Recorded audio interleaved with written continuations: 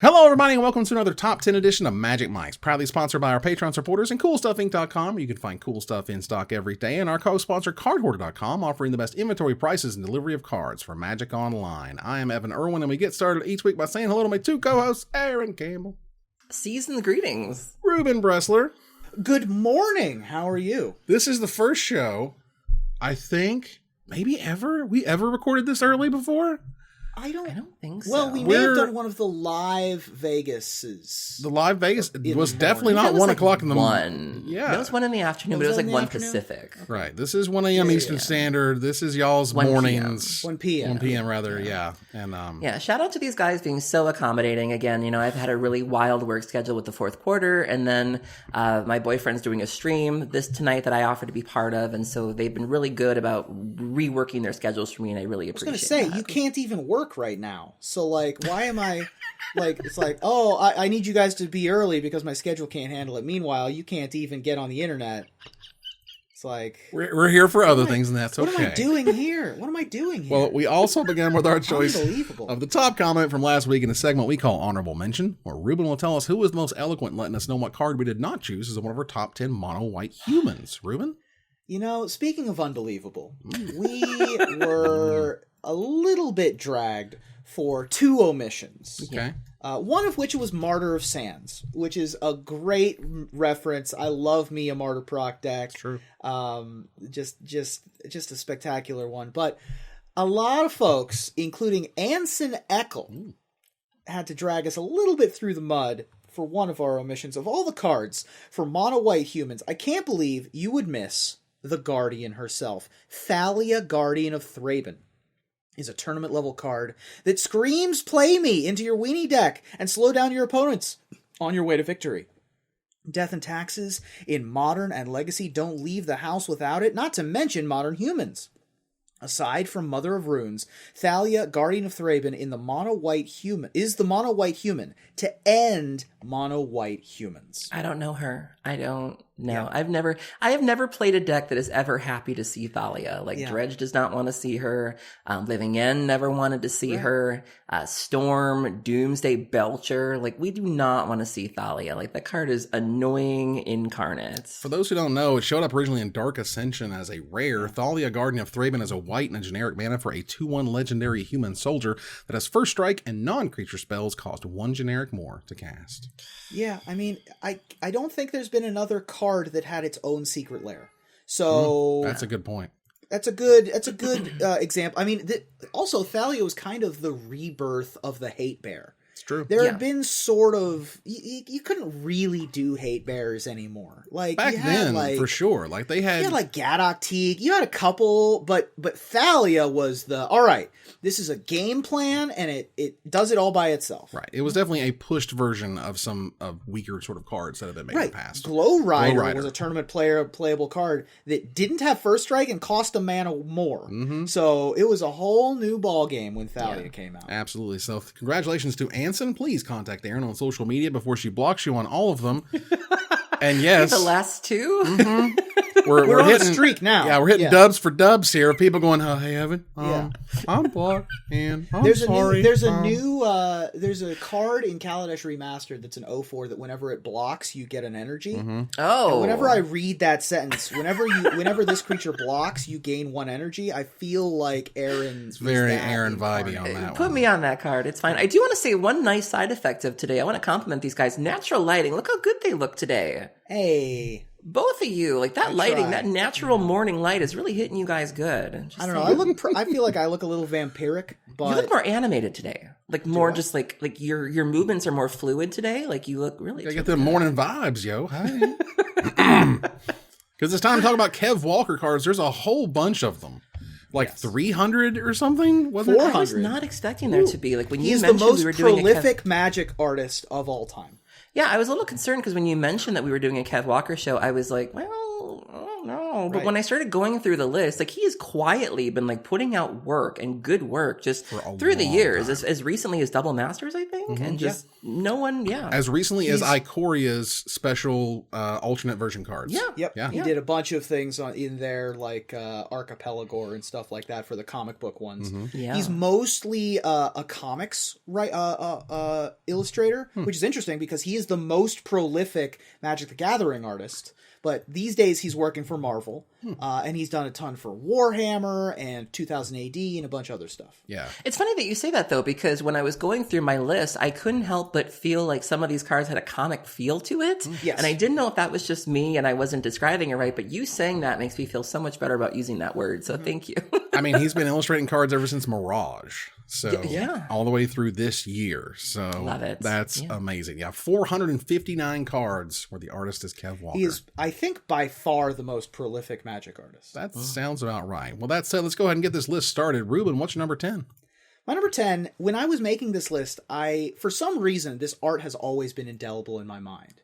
And I look back on it, and I look at it, and I see the art for well-laid plans. And for some reason, it is like, it's got all of the elements that I think of Kev Walker when I look at a Kev Walker piece. This is actually one of my short list ones. Yeah. Yeah. So well-laid plans is 2 colorless and a blue. It's a rare from Invasion. It's an enchantment. Prevent all damage that would be dealt to a creature by another creature if they share a color. The card's not good.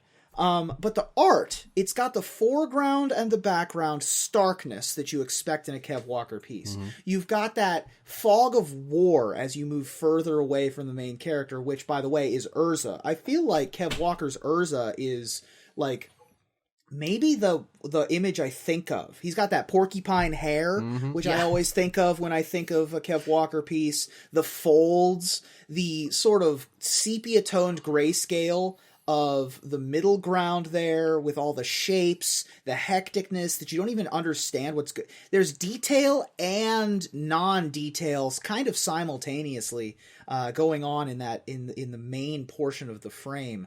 I don't know why, but this one always just felt like, that's the Kev Walker art I think of. I mean, I was definitely it took me a couple hours to make my list, and I was definitely going through there. And I remember stopping at this one. I was like, I don't know what it is, but there's just so much, there's so much, the depth in this one, the haze that's coming off of them, the kind of the wanton destruction and how they're trying to explain, what's happened. Like, the flavor text is perfect for the image that it's showing. I knew this day would come, said Urza, looking at the destruction, barren side. You don't have to revel in it. It's just, and that is the destruction in front of you. I love this piece. It's absolutely fantastic. I could destroy some wontons right about now. Hey-o. It is morning. It's morning time. Aaron, what's number 10? My number 10 is to me, a beloved card. I tend to be very niche with the things I like. And so I like sacrificing things. I like discarding cards of my own choosing. And this card allows me to do both. My boyfriend lovingly refers to this as Crusty Rusty. My number 10 is Sanitarium Skeleton. Oh my gosh.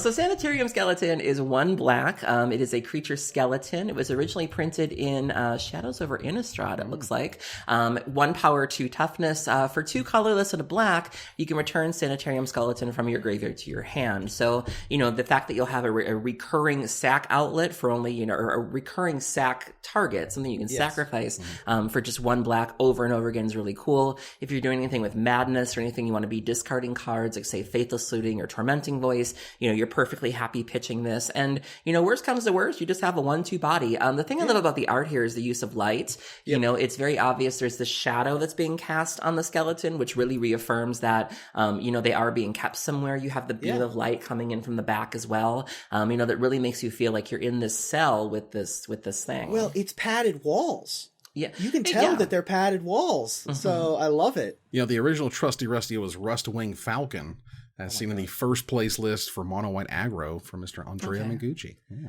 Yes. Sanitarium Skeleton is like a key common in a lot of draft archetypes of various kinds as a sacrificable creature that you can reuse and be a mana sink late game, or a discardable card that you can use. Sanitarium Skeleton is a great choice. It's wonderfully costed. You know, it's just enough mana where you're like, I gotta skip a spell to get this thing back, and it's just, you know, it's cheap enough as a 1 mana 1/2 to justify its existence. So that was great. My number 10 is higher on someone else's list, but let's go ahead and get rocking here to number 9. For my number 9, I really enjoyed this one. You know, when certain Magic cards are, you know, made, crafted, what have you, certainly when some of the first ones are ever made and or crafted and illustrated, you get certain ideas in your mind as to what certain things look like and how they look like and how they would respond if you were to illustrate them a little bit differently. So Wizards essentially decided around 6th edition that they should have really terrible artwork, and we're just, you know, let's just flush it down the drain. Let's go get some garbage, and we'll call it 7th edition. And 7th edition was just, it was bad. And so they decided to not print this card until 9th edition. Again, this is one of the stalwarts, one of the clear stalwarts of Magic. Few cards are as iconic as Llanowar Elves. And so when they said, you know what, we're not going to do Anson. We're not going to do Anson Maddox on this one, but we want to give you one of these seminal cards that was printed for years and years and years, all the way through M10, all the way through M12. The Llanowar Elves from Kev Walker has that same silhouette that Anson had going on in the original, but it shows you more. It's got the super cool ponytail. It's got the weapon. It's got the pose. And that is very iconic for me, and I love this image. Yeah, I mean, it's tough to follow in the footsteps of a legend like the Anson Maddox Llanowar Elves. It's true. Like that art is so indelible, and you don't always succeed. But I think that this one does, and it's a tough act to follow, and he succeeds. Yeah. Another thing I really like about certain Kev Walker pieces is no background. I could give a crap about the background. We're focusing on the main character. The background is just that. It just kind of fades away. It's got this, you know... And the way, like, it kind of moves your eye across the card. Like, there's a whole lot of sort of composition stuff going on here. The movement in this piece is very good, too. The thing that strikes me about this is this elf almost appears brawny. Like, typically when you see elves, you know, they're certainly strong, but it's more like virile. It's more lean. It's more... But this guy is bulk. Like, this is raw, Look at that sword hard. He's got. Yeah, this is a different elf than we're used to. Yeah. Like they will hurt you. That's the feeling. All right. Ruben, what's number 9? My number 9 is, now I've made no secret about my love for the Dark Crystal. And one of the main characters in the Dark Crystal is a character named Mother Aughra, who is the voice of Thra. And she is just like this crotchety, cranky old lady. And I was going back through my favorite cards that I've played with Kev Walker, and Wizened Sen just looks like Mother Aughra. And it makes me so happy. Wizened Sen is white for a 2/2 Kithkin Cleric. It's an uncommon from Lorwyn. Other Kithkin creatures you control get +1/+1. Again, I don't need the background. He'll give you a little bit of ground. Just a little. I'll give you a little bit of dandelions, you know, but mostly it's about the crotchety old lady that's here to kick your butt. A wonderful. How do you even spell that? I'm trying to follow along with you. Wizened. W-I-Z-E. Oh, Aughra? Or... You said Wizened? Yeah. Yes, W-I-Z-E-N-E-D space C-E-N-N. Yep. Wizened Sen. Okay, there we go. Yeah. Oh, wow, yeah. Yeah, this card was super cool back in the day. Badass Grandma Kipkin. It's just a great character piece. There's so much arm. Yeah. I mean, like, you know, clearly she can still bring it with them. Stick. Yeah, well, look at that brass. I mean, that metal thing around her arm. People twice her size in the shin with that stick. Right. You know, she inspires the beatdown. That's what she does. Again, though, with the lighting, you know, I get a difference. Clean up your mess, child. Well, I mentioned, you know, the Sanitarium Skeleton and how you see, like, the sun beaming behind it. But to me, when I look at this, I still see, like, sun, almost like the sun that would come after a rain, or, like, you know, a light that you would see, like, the sun coming down. You see maybe, you know, dust or pollen or something behind her. Again, with that use of light from Kev Walker. And it definitely doesn't look happy. You know what I mean? This is a, I can't believe you're doing that. I can just see the head shaking, you know, just, She's seen some stuff. Yeah. Aaron, what's number 9? My number 9 is a card that Evan is certain to appreciate. I love this entire cycle so much. It is so Kamigawa. It's so all over the place, and it's so powerful. But this one in particular is my favorite because it's just so, to me, it's so WTF. My number 9 is Miojin of Night's Reach. Yep. So Miojin of Night's Reach is 5 colorless and 3 black. She's from Champions of Kamigawa, legendary creature spirit with 5 power and 2 toughness. Miojin of Night's Reach comes into play with a divinity counter on it if you played it from your hand. All of the Miojin have this. There are 5 of them, 1 for each color. Miojin is indestructible as long as it has a divinity counter on it, and you can remove a divinity counter from Miojin of Night's Reach, and each opponent discards their hand. So Miojin of Night's Reach does actually have a story. According to the fandom.com, mtg.fandom.com, she was the Kami of Black Magic on Kamigawa. She was one of the most powerful Kami. She eventually discovered that she could travel across the multiverse.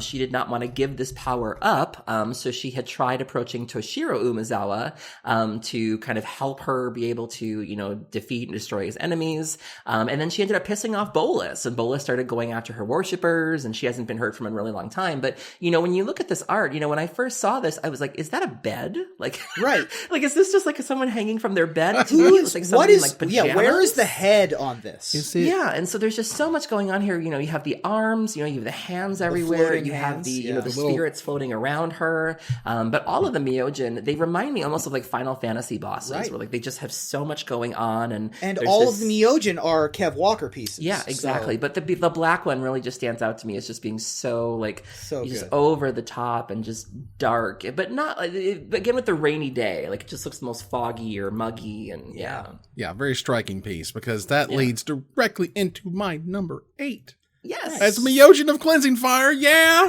Yeah. You get the black one, I'll take the white one. It's okay. Sure. I love like the swords coming out of this guy, the flames around here. Like there's some kind of weird snake kind of element. The fan behind it is great. Like just the way it's composed, the different sort of lighting and the different colors they use. That he uses. I absolutely just freaking love this piece. And like, one of the things I loved about Kamigawa was the look and the feel. And this is one of those pieces that shows you like how cool and weird it kind of gets there. So Kamigawa. I love all of the Miojin so much. I very nearly put Infinite Rage on my list. Oh, nice. But yeah, I didn't end up with any. And of course, Life's Web sees, let's call it competitive play in Modern. Does it? Where you cheated into, you go search for it with a Grozoff, and you get 1,000,000 9-drops out of your deck, and then you put them all into play with Miojin of Life's Web, because that's what we do with our lives. That's how we roll. Okay. And yeah, Kev got to do all those. So feel free to check out all the Miojins. Yeah. They're super sweet. I love this one a lot. Ruben, what's number 8? My number 8 needs a little bit of a build-up. Now, I think that... So here's what I'll have you do. First, go search up the magic card, Flock of Rabbid Sheep. Oh boy. This is an uncommon from Unglued. And the art, you'll notice, is by Anthony S. Waters. Yeah. And so it does not have Kev Walker art. However, depending on how many coins you flip and how often you win, you might get a number of sheep tokens. And that Kev Walker Unglued sheep token is... I don't know why it brings me so much joy, but it's like, I can tell that it's Kev Walker, right? Like, I can tell that those are his little brush strokes, the lighting, but somehow it's like, why was this commissioned? He's got this off the grass right there. This was like the first... It was one of the first tokens. The first tokens printed by Magic the Gathering. And I remember these were impossible to find. Like, just stone cold impossible. And your trade binder wasn't complete unless you had one of these, at least one of these in one of the pages. Absolutely. And I'd have rock, paper, scissors, too. And that was always fun. Yes. To use to start. But yeah, this was a great little token here. And yeah, all those tokens from Unglued were just crazy, weird, and original at the time. They don't have creature types on them. They don't have power and toughnesses. It's just a picture, and there's look the at that credit. face. Look at that little bit of grass in his mouth. Very excited. Just that tufty tail. Oh, so cute. It's a good boy. Yeah. Aaron, what's number 8? Very good boy.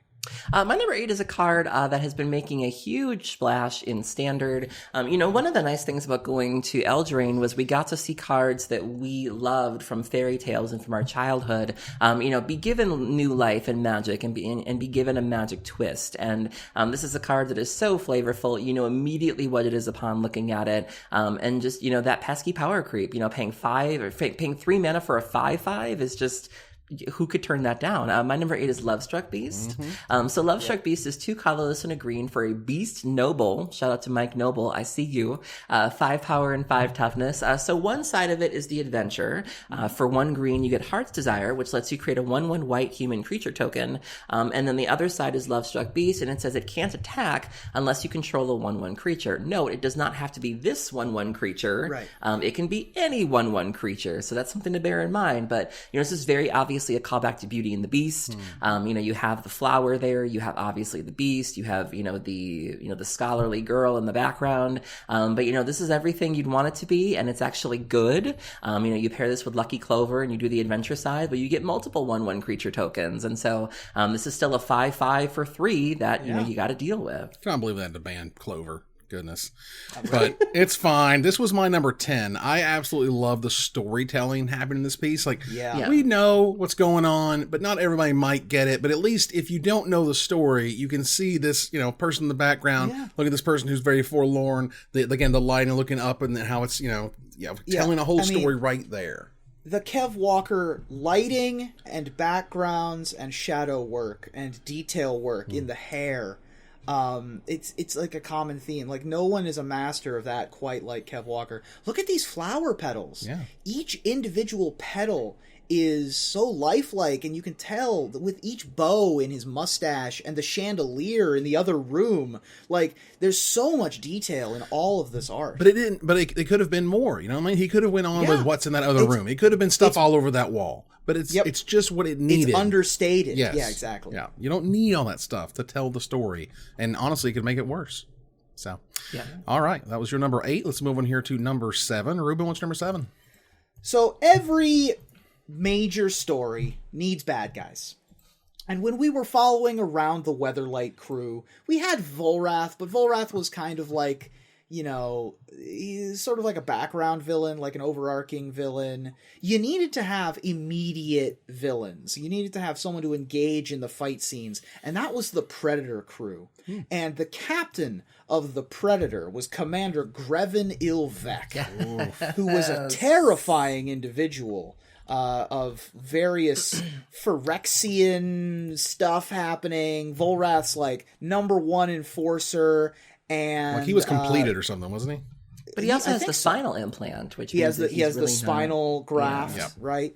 And got a magic card, of course. 6 mana, 7/5, originally from Tempest. 3 colorless, black, black, black for Commander Grevin Ilvek.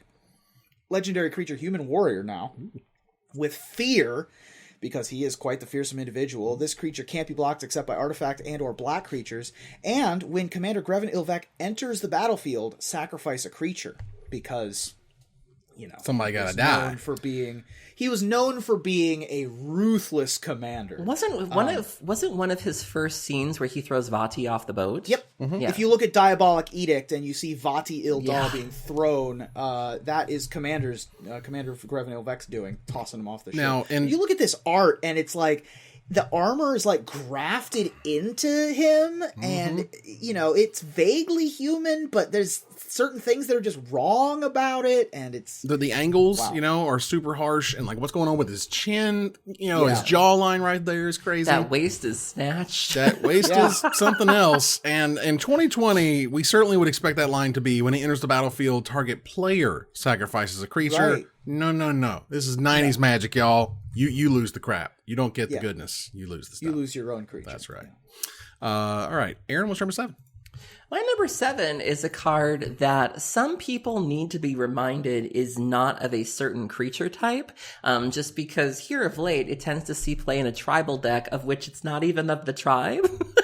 But it's just so good, and I just love this art so much, and it's such an annoying card to have to deal with. My number 7 is Kira, Great Glass Spinner. So Kira, Great Glass Spinner is 1 colorless and 2 blue. She's originally from Betrayers of Kamigawa. Or Evan, shout out here. Legendary creature spirit, 2 power, 2 toughness, and flying. Creatures you control have, whenever this creature becomes the target of a spell or ability for the first time each turn, counter that spell or ability. So this card tends to see a play in a lot of merfolk decks. And in fact, when you look at the art, she almost appears to be underwater. And so this does lead people to believe that she is a merfolk, just like the other merfolk. But she is in fact a spirit. And so she's not a merfolk. But, this card is super great in any sort of strategy where you want to protect your creatures, because they need to have, 2 spells to have to deal with things. And so, there have been so many times where I've been playing Dredge and I've wanted to unleash a really big conflagrate. And it's like, oh, that's your first spell. Right. And that's a counter. That's not a mana leak. That's not a force spike. It's countered. And so you have to get really, really clever in terms of how you deal with things. And it includes Kira. A lot of the lords that we're seeing lately are every other creature or other creatures. This includes herself. So she's protected by this as well. The art really leaning on the flavor of this, of Kira really spinning, these sort of bubbles or these baubles, this glass around you. And I just love the unique art of the card, and it just really sells what Kira's doing. Yeah, is Kira, that's the creature. It's got its fingers kind of out. Yes. Okay, all right. That's cool. I don't even It's a strange understand one. what's happening in the art. This is still sees play in the Spirits deck, the Bant Spirits deck. Oh, sure. And it was a hell of a card back in the day, and you can find deck lists all the way from 05 to 2017. Kira is really great at spinning glass. That's right. And thank God it was reprinted in Jumpstart. It was starting to get really stupid again. And $5. yeah, we're back to $5, but it was getting like, what, 30, 40 or something there for a minute? It was getting crazy, Yeah. All right, let's move in here to my number 7. It is not the easiest thing in the world to depict something that is epic. It's one of the things I liked about Well Laid Plans, was that was an epic image. You're like, that is, the battlefield is just like completely raw. You're never going to see anything like this ever in your life, but he somehow encapsulated that moment. And there's another moment on a very classic, awesome card that's been reprinted a couple of times now, and it's fine. It's not very expensive, but we as Cube players know, Ruben, we know the power and the awe of Upheaval. Oh, Upheaval is 2 blue and 4 generic mana for a rare sorcery. Originally showed up in Odyssey. Very simple. Return all permanents to their owner's hands. That's all they do. But one thing is, if you can make a bunch That's all it does? But you make a bunch of mana, you Upheaval, you play something, and then they lose to whatever you just played. This card is the definition of problematic. It is banned in Commander. I mean, how bad do you have to be banned in Commander? Banned in Commander, I dread it anytime I'm playing a cube, because it tends to be a cube card. It is a cube card. Oh, yeah. It's like a first pick. Yeah, this card would be like $20, $30 if it was legal in Commander. It would be stupid.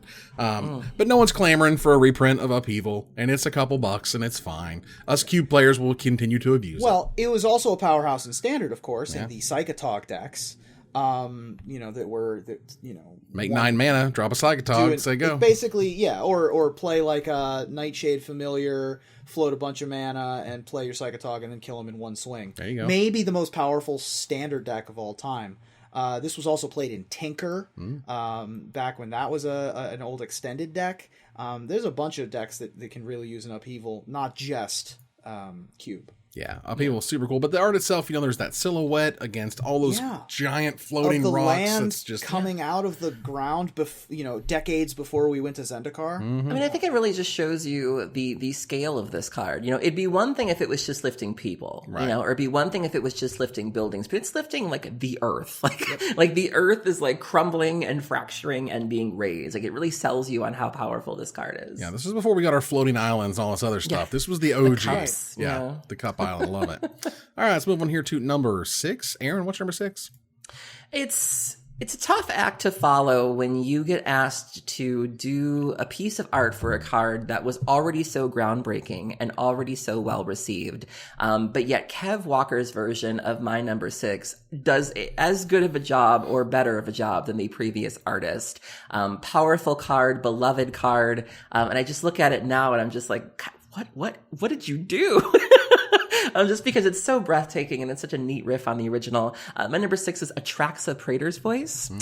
So Atraxa Praetor's Voice, which was originally printed in Commander 2016 and done by Victor Adame Minguez, and done quite well, I might add, no shade here. It is one green, 1 white, 1 blue, and 1 black for an angel horror, legendary creature, 4 power and 4 toughness. She has flying, vigilance, death touch, and lifelink. At the beginning of your end step, proliferates. So it was an immediately powerful card in Commander, obviously used in a lot of broken strategies with Infect and Planeswalkers and things like that. But in Double Masters, they gave you the ability to open a full art take on this, which was done by Kev Walker. And so this is another take on Atraxa, different lighting. She appears to be in daylight in this one, as opposed to the very dark, moody original. You get to see her on a different angle. She appears to be kind of soaring at you, a very angle, like diagonal. You get to see a lot more detail on the art. This is beautiful. The greens pop out to me so hard. This reminds me a lot of when Olivia Gobert-Hicks did her version of Atraxa,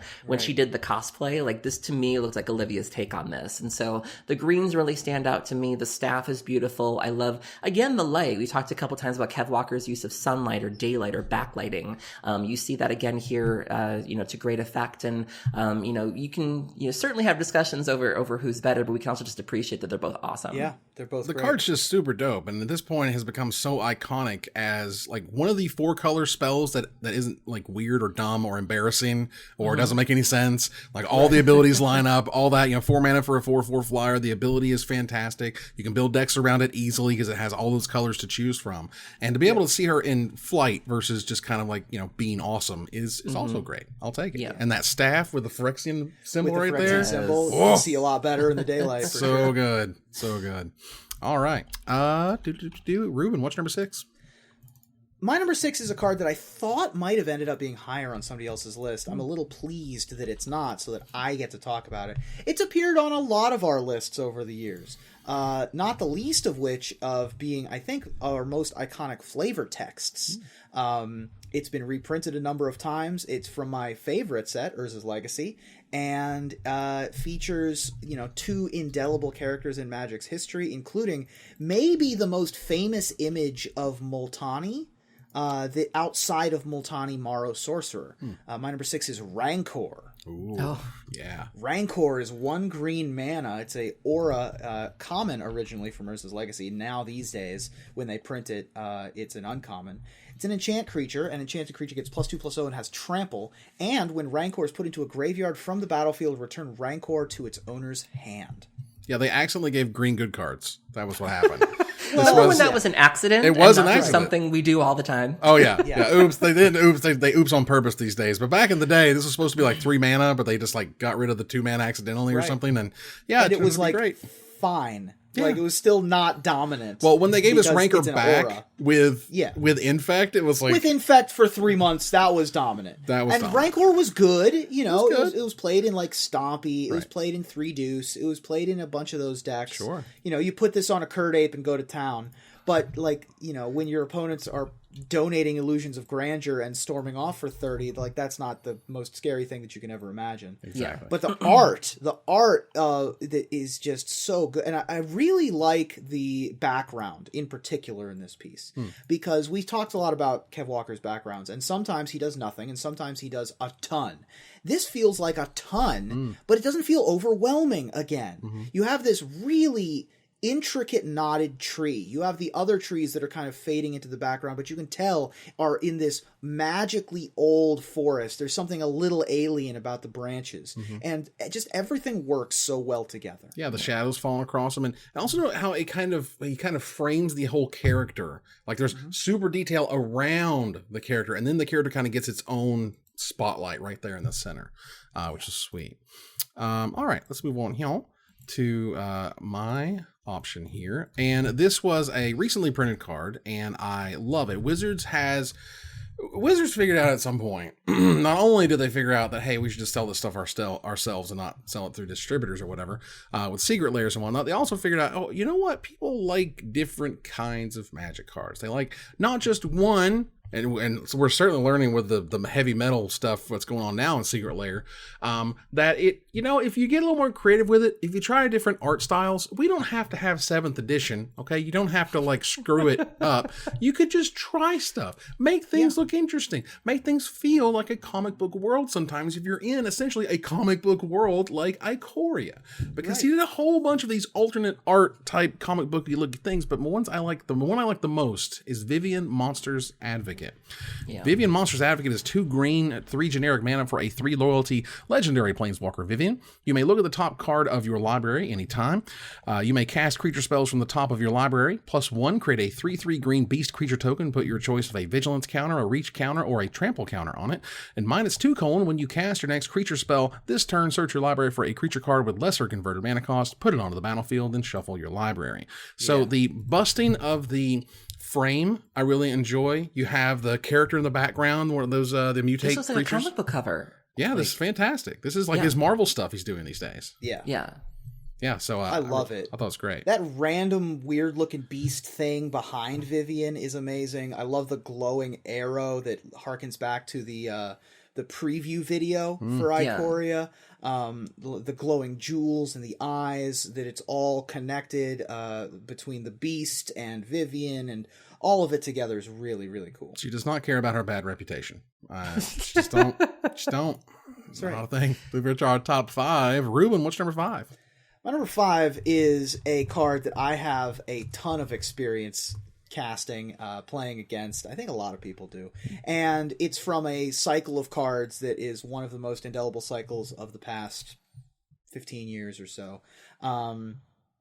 It is an incredibly powerful card, and the art is... The closer you look into it, the more detail you can pick up, like everything with Kev Walker. But you really can get a sense of size and scope and power and heat and anger from Inferno Titan. Oof. Oh, yeah. Inferno Titan, 4 colorless red for a giant. Cool. It is a 6/6. Pay a red mana, and it gets +1/+1 until end of turn, so it has fire breathing.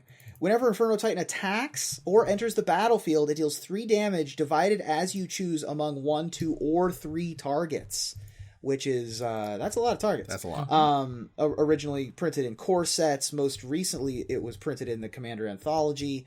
You look at that beard. Look at that fire beard. Dude. Look at that chain whip of 9 tails. I can hear those chains, man. Yeah. I can hear those chains. He's smoldering off of his head. You see him like emerging essentially from a pile of magma in a volcano. Like, you can feel the rage and anger and just passion. The only thing I miss here is I wish there was some like scale birds, or there was a little tiny human down at the bottom on the rock or something, because you can tell this is towering above the earth, but it's not always depending on the scale or whatnot. It's hard to tell sometimes. This was an Oath of Druids target for a while. This is something that you would oath into, and then you would just kind of deal with things. And then you had the red green kind of Ponza decks in Modern. This used to be they would either get this or they would get Primeval Titan, and this would be the thing they would kind of ramp into. And just a fair deck, a fair card that can really just take over games. And one of the biggest design and or development mistakes ever was reprinting the Titans in M11, because that was stupid, and I hated it. Didn't they also reprint them in 12? I don't think so. I think they just did. It was just 11? It was just 11. Or no, they did do it in 12. That was the problem. They did it in... Well, they came out in 11, and then they showed up in 12, right? It's so crazy. Yeah. I don't know. This was a Tom Lapilli decision because I remember writing about it. I'm just like, why did you do that? And so they became the best thing to do for 2 years instead of just the 1. Well, they wanted to make... This was at a time when paying 6 mana for a creature was stupid. Yeah, it was crazy. And they wanted to be like, how can we make paying 6 mana for a creature good? Right. And then they did. And it was exciting, no doubt about it. But it should have reached. We did it. Then they should have left it, but they didn't. They're like, it's cool to keep them, isn't it? No, it's not. It's fine. Right. Aaron, what's number 5? My number 5 is a card that, like a lot of cards released recently, has gone all the way to the top. Is seeing play in Legacy. I don't think it's seeing play in Vintage currently, but it wouldn't surprise me if it did. And it took me a while to really realize what was happening in this card, because the way the card is framed, I really didn't know what was going on here, but now that I do, I can't really take my eyes off of it. My number 5 is Field of the Dead. So Field of the Dead was originally printed in Core Set 2020. It is a land. Field of the Dead enters enters the battlefield tapped. You can tap it for a wingding, but what you're really here for is the second ability. Whenever Field of the Dead or another land enters the battlefield under your control, if you control 7 or more lands with different names, you get a 2/2 black zombie creature token. So, banned in Pioneer, banned in Historic, was an incredibly problematic card and has gone all the way to Legacy. Legacy Lands is using this. The Snoko decks are using this because you play with Uro. Uro's a really great way to throw lands out there, and you're playing Arkham's Astrolabe. You might be playing the Dryad of the Elysian Grove, where it makes your lands all the other lands. And so this is seeing play in Modern and seeing play in Legacy, and you don't really have a way to interact with it because it just effectively has landfall. And so just by playing lands, you're getting these 2/2 zombies that, eventually are going to take over the game, and it's very difficult to do something about this. But, the art, you have this very dry looking desert here. And it took me a while to realize that there are zombies crawling out of the crack in the middle. I didn't realize that because they looked so pale and they almost blend in with the rock that, it took me a while to realize what was happening. But now it's like when I look at this, my eyes just zero in right on the little dead guy. And there's a little dead guy on the right, and there's one there way back in the far left. Yeah, I wish subtle. that, like we were talking about the subtlety of Kev Walker, I wish this one was a little less subtle. Yes. I feel like I want more zombies in my Field of the Dead. Yeah. This card is stupid. Right. I don't know what level of awful design this is, but it's pretty high up there. It's the idea. Took a while. It took a minute for people to go like, wait a minute, I could just get free creatures just for playing lands like this. It doing nothing in particular. Yeah, it became almost like the Tarmogoyf thing. You don't need to make Field of the Dead good. You just play lands and Field of the Dead, and it just starts making creatures after a while. Yep. Not even a legendary land. No. This card was dumped. Didn't they ban this in Standard? Am I wrong on that? I can't remember. It was banned in Standard. Yeah, this card was absolutely awful, and it wasn't awful for a very long time. People just kind of ignored it, and they're like, it's way too hard to trigger, right? That was the whole thought. And then somebody was like, what if I just put in some game lands? I just played a Blossoming Sands in my deck instead of like the 4th Temple Garden. Yeah, there's a bunch of different weird, comes into play tap dual lands. Who cares, right? This is a ramp format, and it broke everything. So that's where we were. All right, so we want to hear to number 5. Now, I have spoken of... that was my number 5. No, to my number 5. Oh, sorry about that. Okay. Yeah. That was your number 5, and Ruben's was Inferno Titan. I've spoken previously of, kind of the epicness of cards and how to show epicness and what that looks like, what that feels like. And the fun part of this card is that Kev kind of got to do both sides of this card. They got to say, well, here's one way to look at it when it comes at you from a certain color, and then here's another way to look at it when it comes at you from another color. And I have chosen Wrath of God as my choice for this option. He did do Damnation. Maybe we'll talk about it. I don't know. But for Wrath of God, he originally did this one in, let's see, when did this one first show up? We're talking 7th edition. Hey, not everything in 7th edition was crap. He figured it out. He made it look cool. Look, this was great because it shows this kind of epic, like it's almost like the sun landed on Earth and then everything just poof, and you're blown to bits. And I love it. That to me is a very epic feeling spell, and you never forget what that image looks like. And when you see it on Damnation, you see the same thing. Super iconic image. Just the annihilation of the characters in the foreground is, this is such a good piece. And it was a great foil too, because the sun in the middle just like shined like a diamond. $350 7th edition foil, because as mentioned, as I continue to crap on 7th edition, some of it was not that bad, and what is not bad cost $1 million in foil. Because no one liked the set, so they never got any foils out. 7th edition foils are tough to come by as is. As is, but stuff like Birds of Paradise, Wrath of God, like they're all $1 million. Stormcrow, up there. Yeah, I'm sure. My number 4 is higher on someone else's list. Ruben, what you got? My number 4 is a card that was a location that was central to the story arc of the Weatherlight crew. Earlier, I talked about Commander Grevin. I talked about Volrath. And you need to have a good setting for the climactic rescue mission to get Cisse back from Volrath's Stronghold. Oh, yeah. Volrath's Stronghold was originally from Tempest. It is in Tempest Remastered. And it says tap, add a colorless, and pay a colorless, or pay a generic and a black and tap. Put target creature card from your graveyard on top of your library. This is, of course, a legendary land, and it is part of the reserved list. $80. Oh, my God. Stop. So... This is really interesting because Volrath Stronghold, I believe, is inside of a volcano. and the peak of the volcano, peeking out from the top, has a little bit of that light coming down in, giving you creepy lighting on the Furnace of Wrath, which is what's inside the stronghold. Is inside the stronghold. And the way that the Weatherlight crew got in was through the like sliver caves, through the tunnels. They had to fly a ship through like Matrix Reloaded, when they have to like fly through like super skinny tunnels and stuff like that. And you look at the bottom, and I think that's city. I think that the ring around at the bottom of that's the city of traders, right? Like, is the city of traders. Yeah. And so that is Volrath's followers and Volrath's cultists and all of it, and slaves and whatnot. The whole Phyrexian-ness combined with the Wrath infused elements that brought Volrath and the Phyrexians together, it all combines into this otherworldly Geiger-esque machine world, and it just works perfectly. You know what this reminds me of? I always think of the scene in Independence Day where you have the idiots on top of the tower, and then the ship comes over and there's just the beam that comes. This is what it makes me think of. But, the light here, again, I noticed this sort of lens flare, or almost this sort of moonlight coming from the upper portion. That's almost where my eye starts. Like, I go straight to this lens flare, and then I go down to the red beam, and then I notice the clouds all around it, and then I just sort of go from there, and then I notice the rings on the bottom, and then I go back to the architecture. But yeah, just a beautiful, beautiful card. This is like one of the worst offenders for the reserve list. It's a card that will never break anything.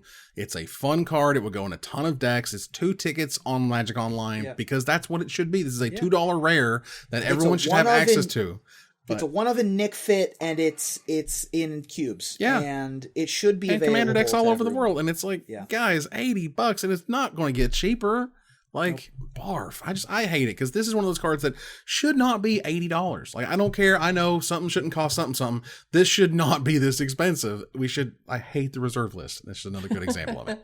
But the art itself is incredible. The architecture up at the top, I like the lens flare. I think it works in its kind of 90s way. But the way it kind of ties into the story, that super cool little lava thing, the City of Traders being around, you're like, oh my God. It's like, when you see X and Y come together. It's got a bunch of other cards arts in it. Yes. Right? It's got the Furnace of Wrath.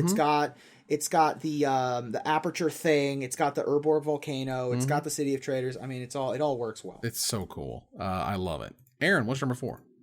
My number 4 is a very powerful card, and I just discovered a new version of this card just searching for this, but this is one of those cards that I get the feeling it was intended to have a drawback, but then they didn't realize that the drawback can actually be fine if you manipulate your deck or you make a play a certain way, and then the card does exactly what you want it to do. Only the most broken decks want this card, and for good reason. My number 4 is Infernal Tutor. So Infernal Tutor is 1 colorless and a black. It was originally printed in Dissension. It is a sorcery, and it says, reveal a card from your hand, search your library for a card with the same name as that card, reveal it, put it in your hand, and then shuffle your library. But if you are hellbent, which means you have no cards in your hand, you can search your library for a card, put it into your hand, and then shuffle your library. This plays very well with Lion's Eye Diamond. Another card that was also supposed to have a drawback. And so while this is on the stack, you sort of crack your LED, and then you have 3, lovely mana of any one color to spend on exactly whatever you search for. And so, this just was recently reprinted, and I think only once, and it was a Judge promo. And the Judge promo has hilarious art by Jason Engel of these imps that are like just peeling this woman's face back and making her read this terrible book. But the original art from Dissension, is really the way to go. And again, with the light, you have this, bulbous looking demon kind of leading this guy.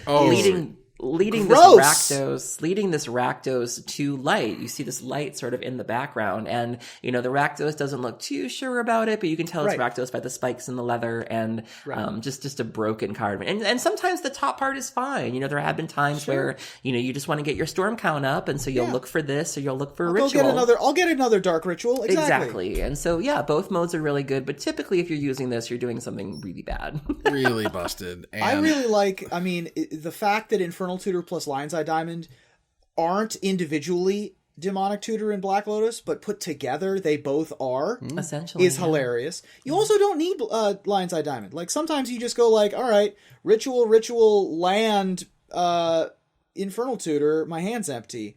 Like, time to go get my storm thing. Yeah, it works really well. This is the time where you need to go to Scryfall. Don't go to Gatherer. Gatherer's terrible.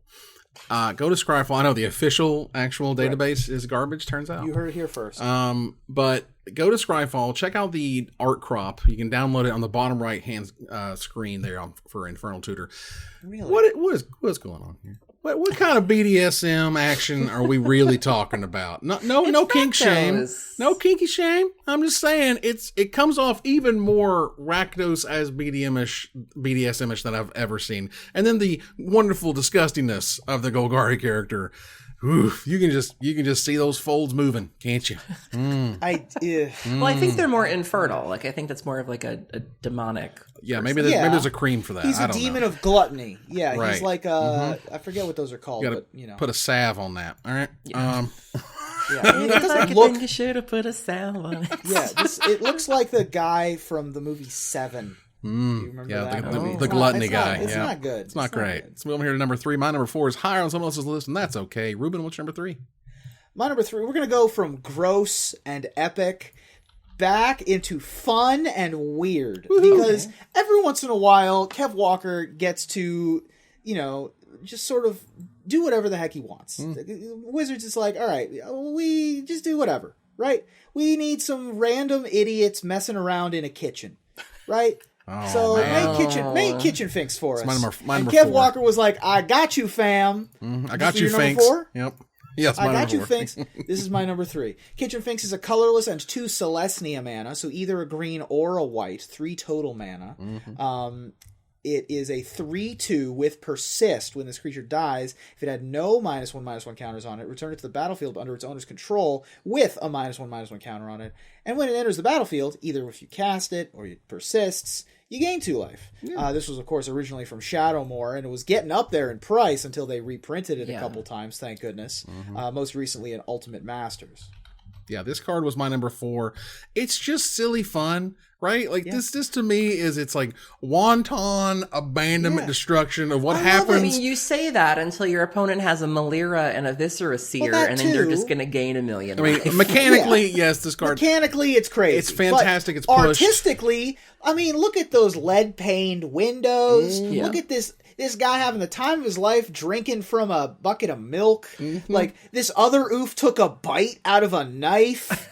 The guy in the background has a ladle. He's got a ladle full of sticky rice, I think. I don't know what's He's very excited about it. It's great. You can just hear what's going on right now in this card. He's just like, give me everything that you can. What would happen if these crazy little creatures went nuts in the kitchen?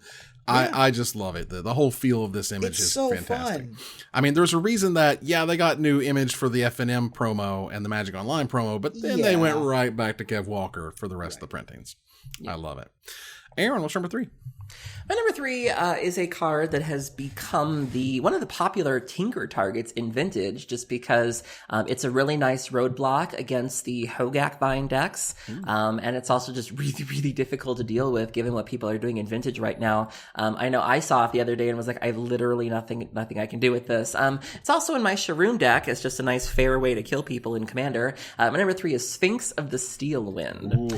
So Sphinx of the Steel Wind is 5 colorless, a white, a blue, and a black for an artifact creature Sphinx, 6 power, 6 toughness from Alara Reborn. I know, not terribly exciting. Well, if that doesn't get you, it's a lot of mana, right? Like, for 8 mana, I better get dinner and a foot rub. Well, this card does not disappoint me. For 8 mana, you not only get a 6/6, you get Flying, First Strike, Vigilance, Lifelink, and protection from red and from green. And if you check on the back, there's a little coupon for a foot rub. Those are some unique protections. I mean, so Dak Faden, Ancient Grudge, Nature's Claim, a Force of Vigor. I mean, all of those things that were so shenanigans. No shenanigans here. All of those red-green ways that you're used to dealing with artifacts just don't work against this thing. Obviously, if you're playing Hogak Vine, you probably have your Venge Vines and Hogak. Protection from green is a thing. And so, and it also has Vigilance. So even if you do try try to attack into it, it's probably going to block. They're going to gain some life, and then they'll get you on the crackback. And so this thing is terrifying enough on its own, but if you're playing EDH and you have the ability to, clone it, or if you're playing Vintage and you can tinker this and you're not paying 8 for it, it becomes that much scarier. And the art is really just leaning into, the otherworldliness of Sphinxes. The thing appears to have so many eyes. It has some things going on with his hands, which appear to be almost other faces. You have this sort of dark, kind of ominous skyline right there, and just really leaning into the nonsense of this card. Definitely an epic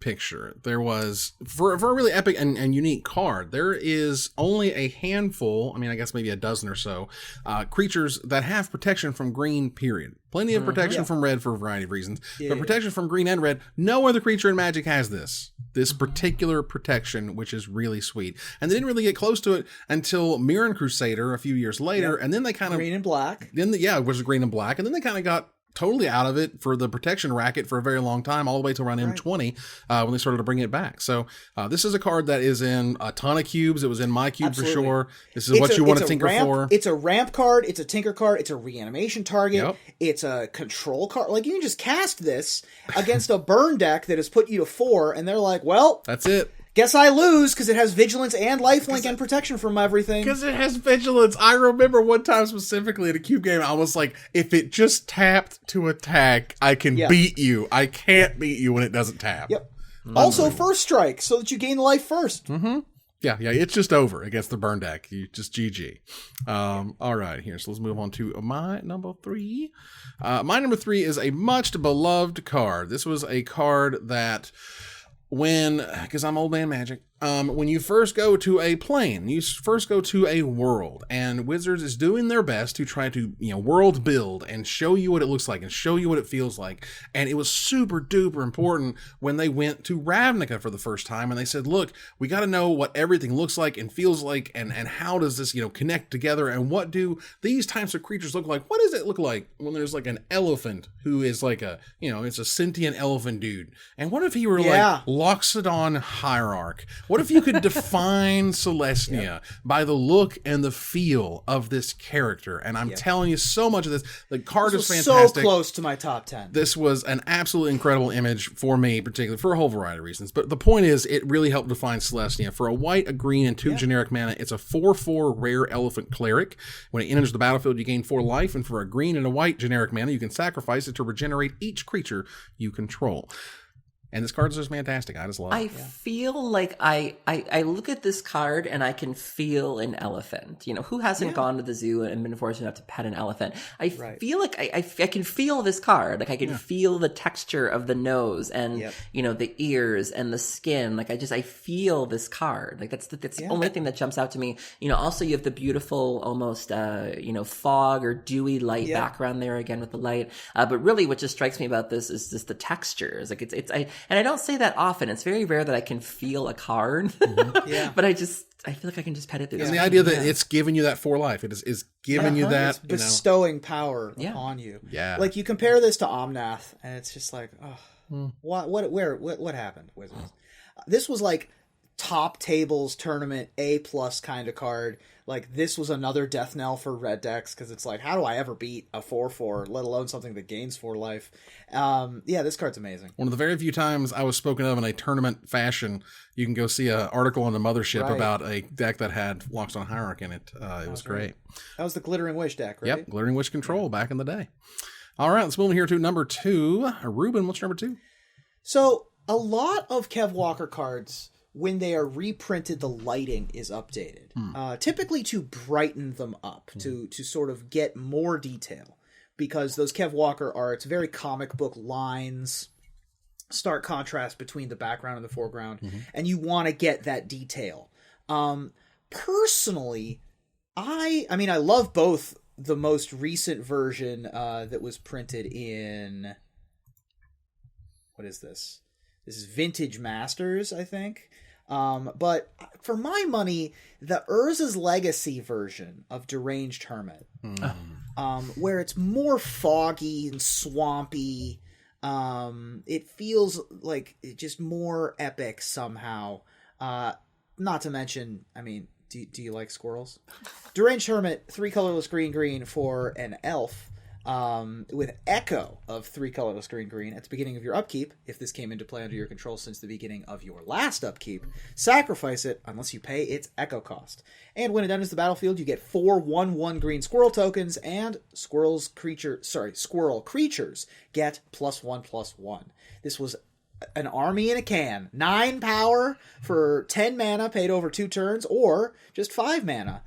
It was all of, you could block, you could attack, it was sacrifices for your Phyrexian Plague Lord, it was everything you've ever wanted it to be. They've harkened back to it a number of times with Nut Collector and Thelanite Hermit and a number of other cards. But this art, these squirrels are so fun and cute and Disney princess like. You have one upside down hanging under the tree branch, and then you've got this elf who is very clearly this druid of the forest. The hair is just like going nuts, like Baba Yaga. You've got these wreaths of acorns around their skinny arms. The background, again, with this otherworldly Llanowar or Yavimaya, depending on which forest this is. Silhouette, it feels so like unique and different and otherworldly, but somehow feels like home at the same time. And I think a card like this requires you to be fun. You know, I think that nowadays, I mean, it is possible to do this and be serious. You know what I mean? And like, you know, I'm really glad that he took this very lightly because they're squirrels, you know? And so I appreciate that the squirrels are fun. You know, I hate to keep harping on about this, but again, you have that sun in the background, that foggy, you know, I feel, you know, I mentioned feeling something with the Loxodon Hierarch. For this, I feel like it's a dewy, you know, warm summer morning, almost like I might be in a jungle or I might be in, you know, just a warm forest or something. And so I can feel that in this art, in addition to just how fun it is. Fun piece of gameplay around Echo cards. Note how Echo cards are worded at the beginning of your upkeep. If this came under your control since the beginning of your last upkeep, that means turns into the game. If you happen to just donate this guy, they would have to pay the Echo. I know it's silly, it's weird, it's dumb, but I find that funny to me. Right. Like if you exchange control with a switcheroo or something. Yeah, exactly. You're just like, by the way, you have to pay an Echo cost. Oh, thanks. Bye. So stupid. Yep, silly. All right, let's move on here to Aaron's number 2. What you got? My number 2 is the only higher on my list. Wow. Well. Well, we've got, so are we on to number 1 now? No, this is my number 2. Oh, okay. I have number 2, then we're on to number 1, which I think y'all's the same or whatever. But we have the same, and then Aaron's number 2 is higher, so I think we have like some big names. That's dope. Let me tell you, this was one of his oldest illustrations. We've talked about some before. This also talked about how he's great when he doesn't use a lot of background and lets the forefront characters really, really kind of stand out. How do I put this? Let me say, the best way to frame this one, I think, is there for a while. When I lived in East Tennessee, there was a really fantastic gay club that had awesome drag shows. And I love a good drag show. When they're out there and they're rocking it, that's right, Ruben, hold on to your butts. I just wasn't expecting Evan at the drag show? You bet I was. How do I talk about this drag show? And let me tell you, the drag queens loved me. It was great. I know, the Bears love you too. The Bears love you too. Well, here I am. And let me tell you, the one thing that I feel like, you know, I've seen drag queens come out on stage and like that feeling that like I own the stage, I am here in the moment, this is what I'm here to do, is what Glorious Anthem says to me from Kev Walker. Sure. The arms are back, the wings are out, the sword is in hand, like the dude is like, dude, you know, just like totally in awe of what's going on here. And that to me is everything about this card. Glorious Anthem is 2 white and a generic mana for a rare originally from Urza's Saga. It is an enchantment that just says creatures you control get +1/+1. That's what it is. I mean, the most recent art is from Raymond Swanland, which is also fantastic. This Kev Walker art of it is absolutely glorious, this angel, and the priest underneath the angel is just loving it. This is everything that they've ever wanted in life. And again, the hair detail, the feathers on this card. I mean, everything feels with Kev Walker so detailed and yet left up to your imagination in some way. Yeah, this is you're coming out and you're feeling glorious. Boom. That's what I like about it. All right, let's move on here to number 1. What's y'all's number 1? What's going on? I mean, there's only one that it could be. What did I clearly miss? I clearly missed it. No, this is a card. You talked about it already. Okay. Yeah, so like you've referenced it. Oh, okay. Yeah. I mean, this is just epic in every step, in every sense of the word. You know, this is a card that had been, you know, printed originally many, many years ago. People had been clamoring for a reprint of it for a really, really long time. They finally gave it to us in Modern Masters 2017. But, you know, we've talked a lot about things, you know, and I personally have mentioned light a lot in this episode, which I'm sure I'll hear about in the comments. But lots of light, you know, we've covered a lot of topics. We talked about fun, we talked about light, we talked about other things, but just epic. This art, what it does, there's nothing else like this mechanically. But just, I mean, the art is just ribbon take it. And it harkens back to Wrath of God, which he did first, and had something slightly different going on with that bright sun in the middle, but Damnation with the dark sun sort of sucking everything into it. It's an even big, like you look at the scale and it's sucking things into this hole in the sky. It's just incredible. Damnation, for y'all that don't know, 2 colorless, black for a sorcery originally from Planar Chaos. Destroy all creatures, they can't be regenerated. One of the most anticipated color shifts of Planar Chaos, one of the most anticipated reprints of the last decade. Card is just incredible. And still sets the tone for black board wipes today. Like, this is, black will never get this again. Like, we get Languish.